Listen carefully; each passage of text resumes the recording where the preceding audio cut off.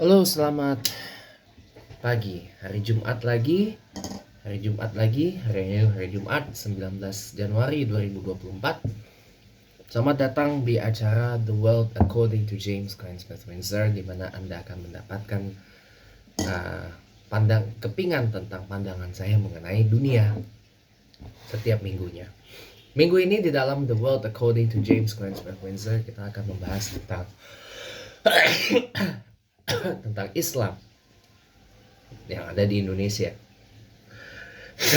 yang dalam pengamatan saya masih terhalang atau masih terbentuk antara dua poros, antara kaum abangan dan kaum putihan. Nah, sekarang mari kita deep dive dari hal ini dengan durasi yang mohon maaf tidak sampai 30 menit ya, karena saya lagi kurang fit kebetulan. Istilah abangan dan putihan ini pertama kali dicetuskan oleh sosiolog asal Belanda yang bernama Clifford Geertz. Jadi kaum Islam abangan ini berasal, disebutkan oleh Clifford Geertz itu adalah orang yang memeluk Islam, orang yang beragama Islam, orang yang menganut agama Islam, atau orang yang sudah menganut agama Islam, akan tetapi dia masih menjalankan apa yang ada di dalam tradisi jauh sebelum Islam itu datang. Lebih tepatnya tradisi yang ditinggalkan oleh ajaran Hindu, Buddha maupun ajaran-ajaran yang berasal dari kepercayaan setempat. Contohnya kejawen.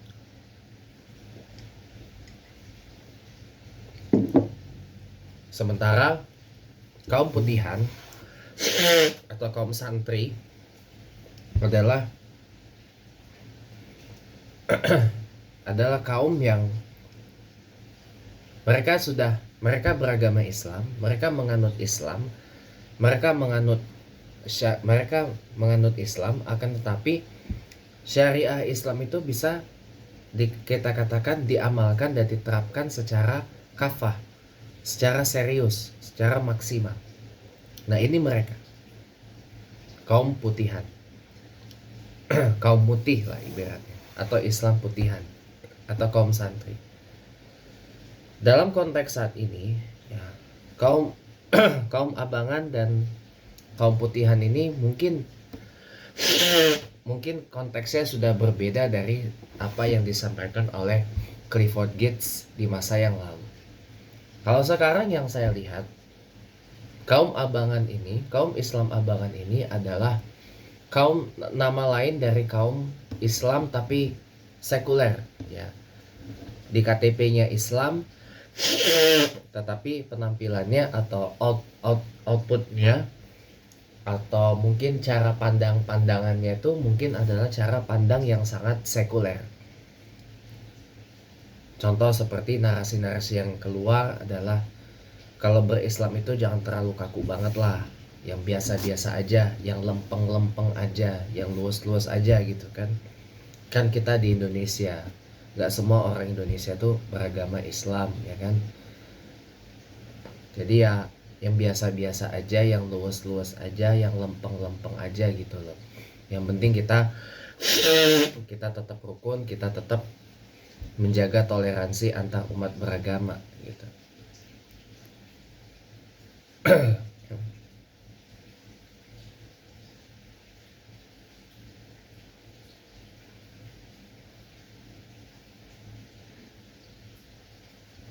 Itu kan narasi-narasi seperti itu biasa dikeluarkan oleh kaum-kaum sekuler. Nah, ketika mereka bernarasi tentang orang-orang yang menerapkan Islam itu secara kafah ya, secara total, secara menyeluruh, secara sungguh-sungguh gitu ya, secara sepenuh hati gitu ya. Narasi-narasi yang keluar itu adalah hujatan, cacian dan makian, bahkan sentimen, dengan mengatakan, "Bung, ini bukan Arab, Anda kadrun, Anda HTI, Anda khilafah, UNDAF-P, dan lain-lain. Malah seringkali dicap intoleran. Nah ini kan narasi yang dikeluarkan oleh kaum-kaum sekuler itu seperti itu. Nah sayangnya kaum sekuler atau kaum abangan di Indonesia ini jumlahnya lumayan banyak. Di antara 90% dari 300 juta penduduk, hampir 300 juta penduduk Indonesia ini, mayoritas adalah berasal dari kaum abangan. Islamnya masih Islam abangan, atau Islam yang cenderung sekuler, atau Islam yang cenderung hanya formalitasnya aja, atau katakanlah Islam KTP gitu loh.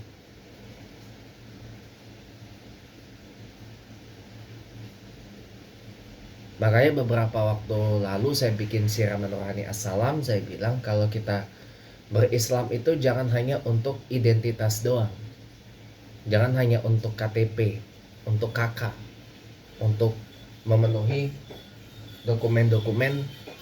Ada delman tuh, bentar ya, memenuhi dokumen-dokumen kependudukan, tetapi juga adalah untuk kita terapkan, untuk kita amalkan dalam kehidupan kita hari-hari.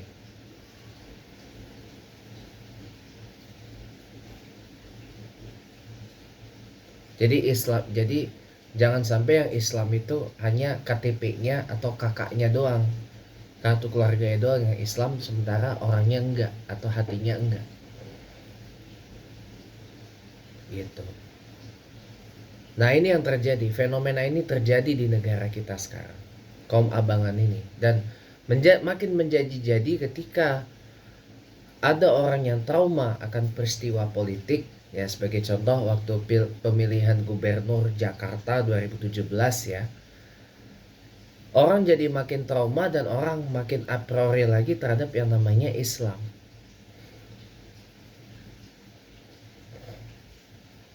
Orang makin a priori lagi terhadap yang namanya Islam.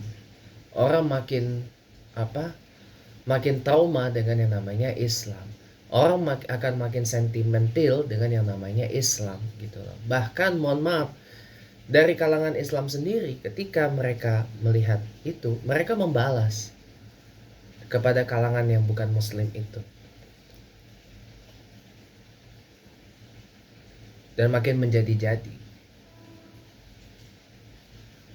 Padahal Islam itu tidak mengajarkan demikian, saudara. Maka saya cuma mau bilang begini aja ya.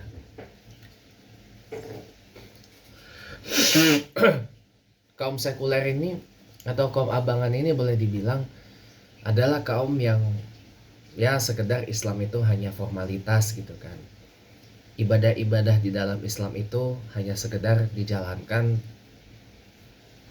karena faktor menggugurkan kewajiban atau menggugurkan tanggung jawab dalam keberislamannya itu, tapi tidak dimaknai dan dijiwai. Sementara kalau kaum putihan, kaum Islam putihan, kaum yang tadi saya bilang, mereka akan berusaha mengamalkan Islam itu secara kafah, secara serius, secara maksimal gitu ya. Nah mereka ini kerap kali dimusuhi dan bahkan dimarginalkan gitu loh oleh kaum abangan ini, karena persentase mereka ini kecil banget. Apalagi saat ini ya, Indonesia ini juga status Islamnya nggak berstatus gitu loh, tidak didudukkan sebagai agama negara, dan Indonesia ini juga secara de jure juga bukan negara Islam gitu. Bukan seperti Pakistan yang mendeklarasikan dirinya adalah Republik Islam gitu loh. Jadi benar-benar Islam itu dijadikan sebagai pondasi bernegara di sana, dan Islam itu benar-benar dijadikan sebagai lebih dari sekedar agama negara gitu di Pakistan itu.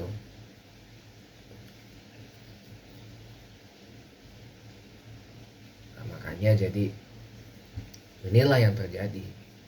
Makanya kadang-kadang saya juga berpikir, ya, kaum abangan ini kalau nggak disadarkan nanti malah makin menjadi-jadi. Tapi kaum putihan ini juga setidaknya jangan juga terlalu menutup diri. Karena kadang-kadang kaum putihan ini juga balik menyerang kaum abangan ini dengan diksi-diksi yang nggak karu-karuan, kebarat-baratan, sesat, nanti kamu masuk neraka. Jangan juga begitu, tetapi harus dirangkul, dididik, dikasih tahu cara berislam yang kafah itu seperti apa. Kan tujuan kita berislam ini kan adalah untuk mencapai tingkat tertinggi dalam keberislaman, yaitu takwa, ya kan? Dibimbing dan diajari bagaimana caranya bertakwa itu, gimana cara berislam dengan kafah itu. Jadi bukan saling bermusuhan satu sama lain. Ya itulah deep dive antara kaum abangan, Islam abangan dan Islam putihan di Indonesia untuk minggu ini. Durasinya pendek banget ya, karena saya lagi kurang sehat, mendadak kurang sehat ini, dan ini mata masih, sinyalnya masih ngantuk, makanya saya bikin kopi susu, tapi kopi susunya gagal ini. Langsung aja kita ke apology of the week. Kadang gini ya, ketika kita membawa-bawa agama dalam ranah publik gitu ya, orang seringkali mengatakan, Pak, agama itu sensitif, jangan sekali-sekali bahas agama dah, atau jangan pernah bawa agama dah, itu sensitif banget, nanti orang bisa tersinggung. Jangan nyinggung-nyinggung agama lah, jangan nyenggol-nyenggol agama lah, nanti orang tersinggung gitu kan. Gini teman-teman ya, kadang-kadang saya juga harus minta maaf ya. Semenjak saya memutuskan untuk berhijrah pada Maret 2020 sampai sekarang, saya jadi berpikir bahwa yang namanya Islam itu mengatur semua. Dalam Islam diatur bagaimana cara berdagang, berniaga, bahkan berpolitik, berkeluarga, berteman, berpendidikan, bermasyarakat, berkomunitas, berdalil, berargumentasi, berhujah pun juga diajarkan di dalam Islam itu.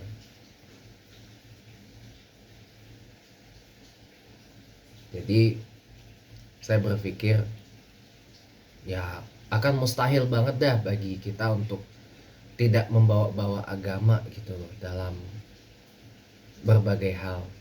Tapi saya juga gak setuju kalau sampai overdosis agama atau sampai mabuk agama gitu. Jangan juga, kita harus bisa menempatkan dalil-dalil agama itu pada tempat yang sesuai. Karena tidak semua keadaan itu bisa kita tempatkan dengan dalil agama. Ada juga dalil-dalil kebangsaan, dalil-dalil kemanusiaan. Ada juga dalil-dalil persaudaraan yang juga bisa kita pakai. Gitu. Tapi memang sekali lagi, agama khususnya Islam ini adalah agama yang sangat solutif. Makanya setiap ada persoalan, ada permasalahan, Islam punya banyak solusi. Tinggal bagaimana kita mau mengikuti apa enggak. Nah, masalah jangan membawa-bawa Islam ke dalam berbagai perkara. Saya pikir narasi seperti itu adalah narasi kaum sekuler yang saya tentang banget. Tapi juga jangan sampai membuat kita jadi mabuk Islam atau mungkin overdosis Islam.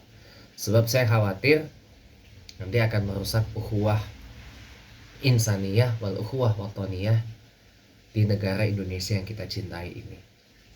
Jadi kita harus bisa menempatkan sesuatu pada tempatnya. Itu yang kita butuhkan, dan itulah keterampilan yang kita perlukan untuk sekarang, yaitu bisa menempatkan sesuatu pada tempatnya yang sesuai gitu.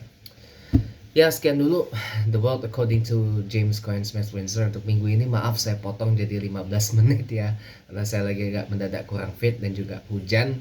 Terima kasih banyak, kita ketemu lagi di hari Jumat depan masih dalam acara The World According to James Cline Smith Windsor, dan sampai jumpa.